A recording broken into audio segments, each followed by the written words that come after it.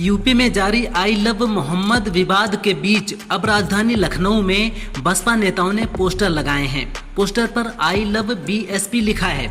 ये पोस्टर बसपा नेता इमरान बिन जफर ने लगवाए हैं। बता दें कि इसके पहले वाराणसी और आगरा में बीजेपी नेताओं ने आई लव योगी आदित्यनाथ के पोस्टर लगाए थे। इसी तरह लखनऊ में सपा कार्यालय के बाहर आई लव अखिलेश यादव के पोस्टर लगाए गए थे।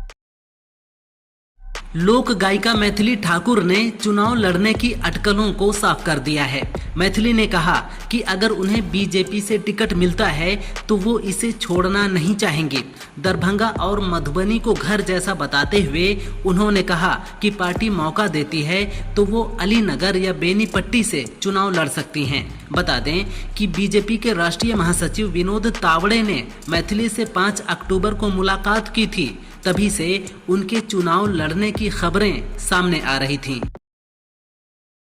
यूपी के कैबिनेट मंत्री संजय निषाद संभल में आयोजित कल की महोत्सव में शामिल होने पहुंचे। इस मौके पर मंत्री ने अखिलेश यादव के पीडीए मोर्चा पर हमला बोला है। निषाद ने कहा, पीड़ित, दुखी और अपमानित लोग एनडीए के साथ हैं। उन्होंने अखिलेश यादव के बारे में कहा, जब ये सत्ता में होते हैं तो दलित दलदल में जाता है और सताया जाता है। जब सत्ता से बाहर होते हैं तो उन्हें पीडीए का दर्द दिखता है। हम 18% मछुआरे हैं, हम लोग पिछड़े हैं। एलजेपी प्रमुख चिराग पासवान ने एनडीए को झटका दिया है। सूत्रों के मुताबिक उन्होंने बिहार चुनाव में 56 सीटों की मांग की है। चिराग ने कहा कि मुझे एमएलसी और राज्यसभा की सीटें नहीं बल्कि विधानसभा चुनाव में सम्मानजनक सीटें चाहिए। इससे पहले खबर थी कि चिराग 40 सीट मांग रहे थे, लेकिन एनडीए 23 सीट देने पर राजी हुआ था। चुनाव नजदीक आते ही गठबंधनों के दलों में सीट बंटवारे पर रस्साकशी देखने को मिल रही है। आजम खान ने एक इंटरव्यू में कई बड़े बयान दिए हैं। मुख्तार अंसारी का नाम सुनकर खान ने कहा, ये खादिम तो बहुत छोटा आदमी है, कहाँ आप बड़े लोगों से नाम जोड़ रहे हो। मैं मामूली गली में रहने वाला जिसमें 2.5 फीट तक पानी भरा रहता है। मैं भैंस चोर हूँ, बकरी चोर हूँ, लेकिन धारा डकैती की लगी है। मेरे घर में करीब 350 मुकदमे हैं। मेरी मरी हुई माँ पर मुकदमा है, उन्हें कब्र से कैसे निकाल कर लाऊं। संयुक्त राष्ट्र सुरक्षा परिषद में भारत ने एक बार फिर पाकिस्तान को लताड़ लगाई है। बहस के दौरान भारत के स्थायी प्रतिनिधि पार्थवानेनी हरीश ने कहा कि पाकिस्तान वह देश है जिसने अपने यहाँ पर 4 लाख महिलाओं का गैंगरेप कराया, जो खुद के लोगों पर बमबारी करता है। इसके बाद भी वह दुनिया को गुमराह करने की कोशिश करता है।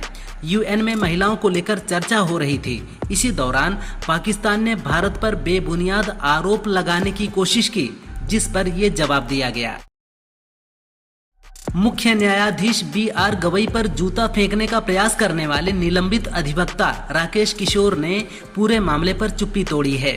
उन्होंने कहा, सीजेआई ने पहले तो मजाक उड़ाते हुए कहा कि जाओ और मूर्ति से प्रार्थना करो और उसे अपना सिर वापस लगाने के लिए कहो। बाकी धर्म के मामले पर वह बड़े बड़े स्टेप लेते हैं, लेकिन जब बात सनातन की आती है तो इस तरह मजाक उड़ाते हैं। ये उनकी हरकत पर मेरी प्रतिक्रिया थी, मैं डरा हुआ नहीं हूँ। सीजेआई बीआर गवई पर जूता फेंकने के मामले की बसपा सुप्रीमो मायावती ने निंदा की है। मायावती ने एक्स पर लिखा, भारत के प्रधान न्यायाधीश बीआर गवई के साथ कोर्ट में सुनवाई के दौरान उन पर अभद्रता करने की कोशिश अति दुखद है। इस शर्मनाक घटना की जितनी भी निंदा की जाए कम है। सभी को इसका उचित व समुचित संज्ञान जरूर लेना चाहिए। 26 सितंबर को हुई हिंसा के पीड़ितों से मिलने बरेली जा रहे आम आदमी पार्टी के 16 सदस्यीय प्रतिनिधि मंडल को पुलिस ने हाउस अरेस्ट कर लिया है। इन नेताओं को मेरठ, गाजियाबाद, लखनऊ समेत अलग अलग स्थानों पर हाउस अरेस्ट किया गया है। सभी आप नेताओं के आवास के बाहर पुलिस का सख्त पहरा है। मेरठ के आप जिलाध्यक्ष अंकुश चौधरी ने कहा, बीजेपी सरकार अपराध रोकने में पूरी तरह विफल है। हमें रोककर योगी सरकार अपनी नाकामी छिपा रही है। यूपी के रायबरेली में हरिओम वाल्मीकि की हत्या मामले में राहुल गांधी ने सरकार पर निशाना साधा है। उन्होंने एक्स पर लिखा, दलित युवक हरिओम वाल्मीकि की निर्मम हत्या सिर्फ एक इंसान की नहीं बल्कि इंसानियत, संविधान और न्याय की हत्या है। आज भारत में हर कमजोर व्यक्ति को निशाना बनाया जा रहा है। संविधान की जगह बुलडोजर ने ले ली है और इंसाफ की जगह डर ने। मैं हरिओम के परिवार के साथ खड़ा हूं, उन्हें न्याय जरूर मिलेगा।